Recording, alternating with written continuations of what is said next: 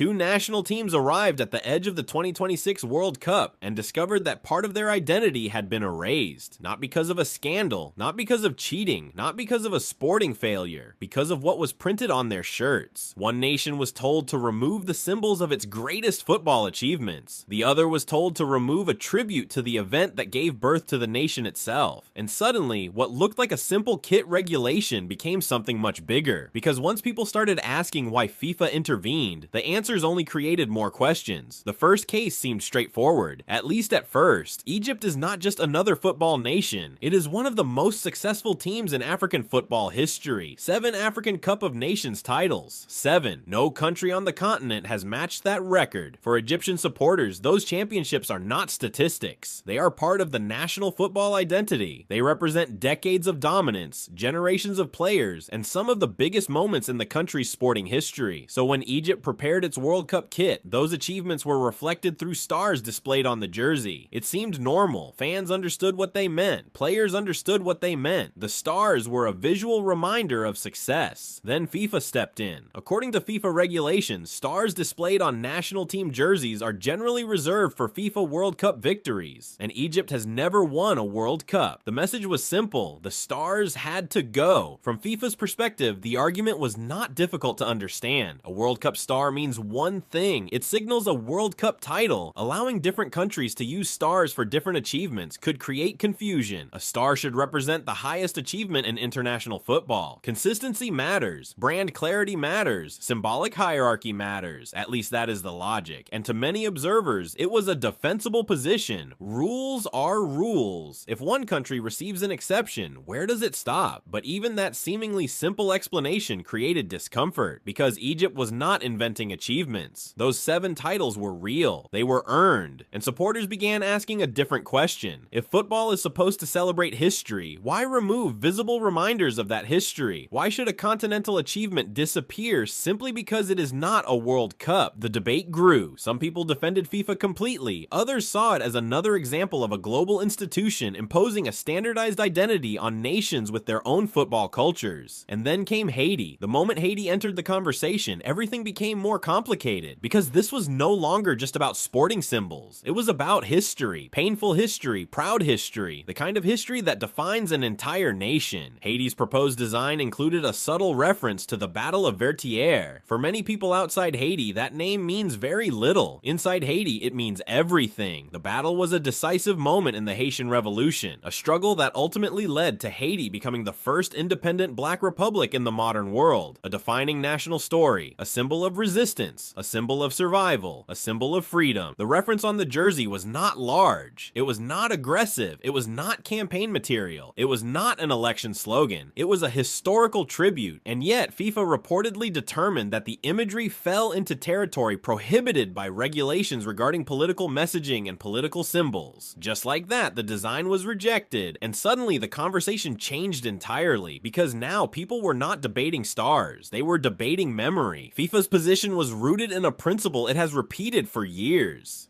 Football should remain politically neutral. The game should avoid becoming a platform for political disputes, ideological campaigns, or national conflicts. Again, on paper, that sounds reasonable. Most people understand why governing bodies want clear boundaries. The problem emerged when people started asking a very uncomfortable question. What exactly counts as political? Because that question is far more difficult than it sounds. A campaign slogan is political.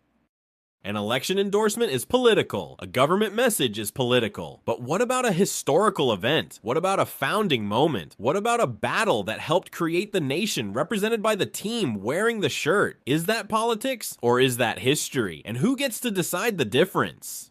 Those questions spread quickly, not just among fans, among journalists, among academics, among historians, because Haiti's situation touched a much deeper nerve. Many scholars have long argued that the Haitian Revolution occupies a strange place in global memory. It was one of the most significant revolutionary movements in history, yet for generations it often received less attention than other major revolutions. Less visibility, less recognition, less cultural prominence. That context suddenly transformed the Jersey jersey controversy. Now critics were no longer talking about kit regulations. They were talking about historical visibility. They were talking about who controls narratives. They were talking about whether international institutions sometimes reduce complex national histories into bureaucratic compliance problems. And once that interpretation emerged, the backlash intensified, because FIFA found itself defending a decision that many people felt looked absurd when viewed through a historical lens. After all, the organization was not banning a controversial political campaign. It was banning a reference connected to the birth of a nation. Even people who normally support strict neutrality rules struggled with that distinction, and that is where the controversy became dangerous for FIFA. Not because everyone disagreed with the rule, because people stopped agreeing on what the rule even meant. The Egypt case had a clear logic. World Cup stars represent World Cup titles. Simple. The Haiti case felt different, messier, harder to explain, harder to justify, harder to communicate, and every attempt to clarify the decision seemed to create another layer of debate. Was FIFA protecting neutrality, or applying a definition so broad that history itself became suspect? The organization suddenly faced a perception problem, and perception problems are often more damaging than regulatory disputes, because regulations can be explained. Trust is harder to repair. What made the situation even more interesting was the timing. The road to the 2026 World Cup has already produced conversations about governance, logistics, administration, access, and decision-making. Questions about ticketing, questions about operations, questions about tournament management, questions about who benefits from major decisions and who bears the consequences. Against that backdrop, these jersey disputes started looking less like isolated incidents and more like part of a larger pattern. A pattern where local identity repeatedly collides with global standardization. A pattern where national stories encounter corporate structures. A pattern where football's governing institutions struggle to accommodate the complexity of the cultures they represent. Now, to be fair, there is a powerful counter-argument. Without clear rules, chaos follows. Every federation would want special treatment. Every symbol would come with its own explanation. Every exception would create demands for more exceptions. At some point, somebody has to draw a line. That argument matters, and it deserves to be taken seriously. But even that defense leads to another question. If the line exists, where exactly is it? And is it being applied consistently? Because consistency is ultimately what determines legitimacy. The moment people believe similar cases receive different treatment, confidence begins to crack. And that is the real issue sitting underneath both controversies. Not stars, not graphics, not jerseys.